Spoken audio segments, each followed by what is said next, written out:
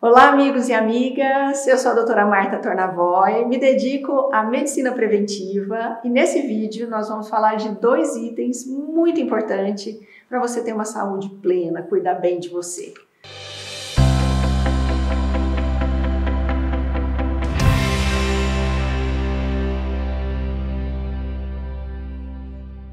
Uma é a água e a outra é a alimentação. De uma maneira bem sucinta, nós vamos falar qual é a importância desses dois itens. Aí você fala assim, mas a doença que eu tenho não tem nada a ver com água nem com a alimentação. Mas a gente não trata o peixe sem tratar o aquário. A célula que está doente em você, o sistema, o órgão que possa estar doente em você, ele necessariamente está dentro de um sistema maior que você. Então, é como se aquele órgão doente, aquela célula doente, aquele sistema que está funcionando mal, fosse o peixe. E o seu organismo, o aquário. A melhor forma da gente tratar e da gente cuidar é cuidando do aquário inteiro. Você não pode tratar o peixe e devolver ele para um aquário ruim, não é verdade? Com água suja, toda turva. Então agora, quando a gente fala de água, quando a gente fala da alimentação, você entende que a gente está dizendo que cuidar do seu aquário. Tudo está interligado no nosso corpo. O nosso organismo é uma máquina maravilhosa, onde todos os sistemas, todas as células, elas funcionam em cooperação. Uma célula que resolve não cooperar, que fala, quer saber? Não vou cooperar. Eu vou replicar a hora que eu quero, do jeito que eu quero. É uma célula tumoral. Ela vira um tumor, porque ela anda sozinha, ela replica sozinha, ela não coordena, não coopera com ninguém. Uma célula dessa pode matar todo um sistema. Então, quando a gente entende que o nosso corpo é um todo, olhar para ele do ponto de vista de recuperar a saúde, também tem que ter esse olhar de um todo. Quando uma parte se desarmoniza, o todo se desarmoniza. E muitas vezes, onde está o sintoma, não é onde está a doença. Não é verdade? Eventualmente a gente, por exemplo, a dor de cabeça, né?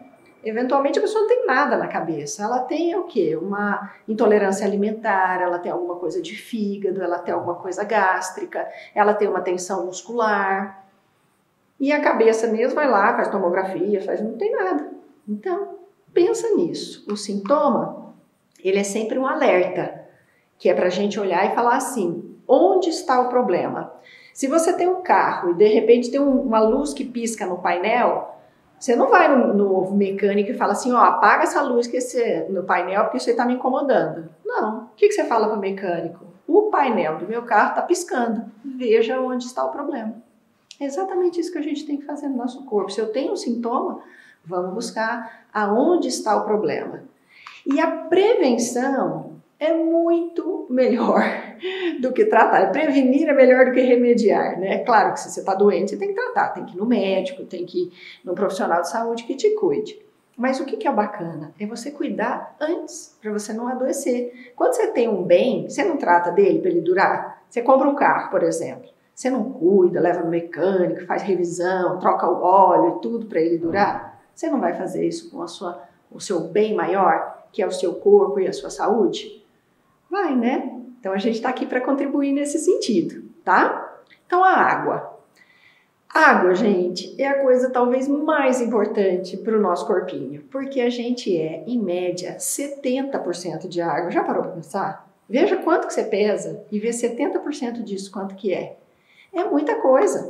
Então a gente tem que tomar, em média, 40 ml por quilo de peso. Pega um papel, uma caneta, ou então o celular aí e faz a conta. É de 30 a 50 ml. Eu ponho 40 que é para ficar no meio, para agradar todo mundo. Nem para ser de mais, nem para ser de menos. A maioria da gente tem que tomar mais de 2 litros de água por dia. A gente não pode beber água só quando a gente está com sede. Quando a gente está com sede é porque já passou da hora de beber água. O ideal é a gente tomar água mais ou menos a cada 2 horas. Ainda mais quem mora em lugar quente, porque com o calor a gente perde água através da transpiração. Então, lembrar de tomar água. Serve água com limão, água com gás, água de coco natural, chá, né? Principalmente o chá de ervas mais suaves, como hortelã, camomila, tudo isso é água, não precisa ser só água. Tem gente que não gosta de água, né? Já viu coisa mais esquisita? A água não tem gosto, não tem cheiro, mas tem um pessoalzinho que não gosta muito. Não tem problema. Se você é esse tipo de gente que às vezes que não gosta muito de água, isso infelizmente, alguns organismos não sentem sede e outros organismos não gostam de água. Se você é um tipo assim, você vai ter que lembrar de tomar água. Tem 1000 aplicativos que agora você baixa no celular que te lembra de tomar água. Põe para tocar no celular ou no computador, está trabalhando, aquela água, e você lembra e vai lá dar um golinho de água. Outra dica é para beber água até as 19 horas. Por quê? Segundo a medicina chinesa, 19 horas é a hora que os rins começam a descansar. Se a gente toma muita água depois das 19 horas, a gente sobrecarrega os rins, o que também pode ser um problema a longo prazo, fazer com que eles não durem muito tempo. E 2, fica acordando à noite para fazer xixi, atrapalhando o seu soninho, não é? Então, tomar bastante água até as 19 horas e depois das 19 até a hora de dormir, tomar menos ou quase nada. Molhar a boca se tiver alguma sedinha. Se você se hidratou bem ao longo do dia, você não vai ter sede à noite. A maioria das pessoas fala assim para mim, doutora, mas eu tenho sede à noite. Por quê? Porque não tomou água de dia. Aí à noite, na hora que parou a correria do trabalho, o corpo fala, água. Aí você lembra que o coitado do corpo não tomou água o dia inteiro, tá? Aí ok, então a quantidade de água, o horário de tomar água e a qualidade da água.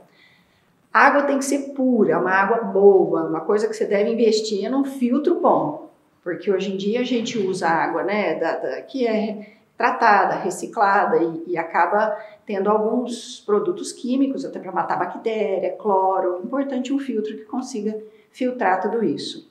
A água tem que ser alcalina. Se você compra água, olha atrás no rótulo, está escrito pH, que significa potencial hidrogeniônico, a 25 graus é igual a... Qual que é a água boa? Um pH igual ou maior que 8, tá? Por quê? Águas muito ácidas acabam, né? A acidez, ela propicia uma série de doenças. O nosso corpo, ele funciona melhor num certo grau de alcalinidade. O que é alcalino? É o contrário de ácido. Uma coisa ou é ácida ou ele é alcalino, também chamado como básico. Não precisa ser muito alcalino, né? Tem gente que fala assim, eu vou comprar qualquer água e vou colocar bicarbonato. O bicarbonato alcaliniza a água? Sim. Mas a gente precisa lembrar que ele é o bicarbonato de sódio. E se você acaba usando muito bicarbonato de sódio, ingerindo bastante sódio, pode, em algumas situações, elevar a pressão. Então, o bacana é você ter uma água mais naturalmente alcalina, sem ter que usar o bicarbonato. Isso existe, é só você, a hora que for comprar, olhar. Ou então, quando você for comprar o filtro, você compra um filtro que é capaz de alcalinizar a sua água também. Como é que eu vou saber? Naquelas lojas de aquário, que tem para quem tem peixe, né? Tem umas fitinhas em que a gente mergulha na água a fitinha e faz a leitura na hora. Dependendo da cor que fica a fitinha, qual é a alcalinidade. E aí você anota aí, que tem que ser igual ou maior que 8. Até os 10, também não precisa ser muito, que muito alcalino também não é bacana, tá? Então, uma água pura, uma água leve, uma água de preferência corrigida, né? O que é uma água corrigida? Quando a gente tem... às vezes a gente limpa bem a água, as macromoléculas ficam no filtro, mas a impressão energética daquilo que esteve ali, a memória disso se mantém na água. Essa é a lógica pela qual é feita os florais, a homeopatia. O elemento não está mais naquela água, mas a água ela meio que copiou a informação daquele elemento que esteve ali. Então a gente pode ter águas impregnadas, né, ou cujos clusters, os blocos de H2O, eles se configuram de uma maneira tal que passa para o nosso organismo a mensagem de um metal pesado, de um patógeno, uma bactéria, um fungo, mesmo aquilo não estando mais ali. Então, corrigir a água é muito interessante, tá? Água para crianças e água para idosos. Idoso, gente, esquece de tomar água. Idoso não tem sede. As papilas gustativas dos idosos, elas vão ficando mais deterioradinhas e ele simplesmente esquece. Muitas vezes, a confusão mental dos idosos pode ser pura desidratação. Fizeram estudos no Reino Unido, em um hospital de Alzheimer, fazendo hidratação das pessoas internadas, né, que estavam lá com Alzheimer porque já não conseguiam cuidar da própria vida, não lembravam de ninguém, não tinha autonomia para se cuidar. E eles hidrataram os velhinhos com água por boca, para quem conseguia tomar, ou endovenosa. 75% voltou para casa, gente, com água. Já pensou? Então, você tem um paizinho, uma mãezinho, um vozinho, uma vozinha que você cuida, que está sob os seus cuidados, faz um cálculozinho. Geralmente, para idoso, não precisa ser 40 ml por quilo de peso, pode ser 30, um pouquinho a menos. E aí, deixa lá uma garrafinha de 1,5 litro. Eu tenho a minha mãezinha, que eu cuido dela. Ela tem lá, por peso dela, é 1,5 litro por dia, porque ela é miudinha e magrinha. É 1,5 litro todo dia. Você não tem que ter sede. Vai lá, mãezinha, toma um pouquinho, você vai distraindo, vai lá e dá, tá? Serve café? Não. Serve suco? Só se for água com limão. Tem que ser água mesmo. Pensa na água como uma coisa que vai lavar o seu corpo. Você tomaria banho com suco de laranja? Não, né? Porque não limpa. A água também tem que ser assim. Não serve suco. Suco de caixinha, muito menos, tá? Então, tem que ser água, ok? Ou água mineral, ou água de um muito bom filtro. Beleza? Ok, isto posto, vamos para a alimentação. Bom, qual que é a regra mais básica para a alimentação, doutora Marta? Comer comida de verdade. Existe uma diferença entre alimento e produto alimentício. A maioria das coisas que a gente vê nos pacotes, nas embalagens, são produtos alimentícios e não alimento. Alimento é o que vem da natureza. É fruta, verdura, legumes, cereais, nozes, castanhas, enfim, carne, para quem gosta de comer carne, ovos. Isso é que é comida. O que está dentro do pacote, muitas vezes não é comida, é produto alimentício. Então, a gente brinca que tem uma máxima que diz assim, a gente deve muito mais descascar do que desembalar. Se você mais descasca do que desembala, você está no movimento certo da saúde. Praticidade, gente, não trouxe saúde para a gente. E agora é tudo longa vida. Quem tem que ter longa vida é a gente, não é os alimentos. Já pensou um troço? Vamos pensar leite, ou não, eu não vou falar do leite, não, que leite todo mundo já fala do leite. Vamos pensar num suquinho de laranja. Você toma um suco de laranja, você faz um suco de laranja, 2 horas que ele fica ali, ele amarga, ele estraga, não é verdade? Você não toma um suco de laranja que você fez hoje, você não toma amanhã, depois da manhã, 3 da manhã. Agora, você vai tomar um suco de laranja que vem num pacote que dura 6 meses, fora da geladeira? Não, tem que pensar, né? O que será que tem ali dentro?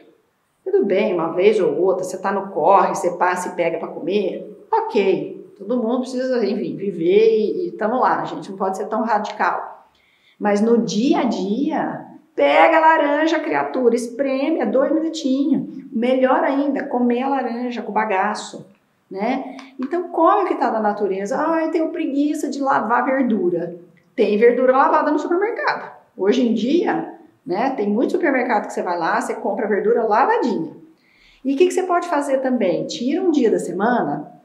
Eu já fiz por muitos anos isso, quando eu não tinha uma rede de apoio na minha casa, tinha uma moça que ela ia lá e lavava tudo, secava tudo de jeito. A verdura, ela só mela se ela está molhada.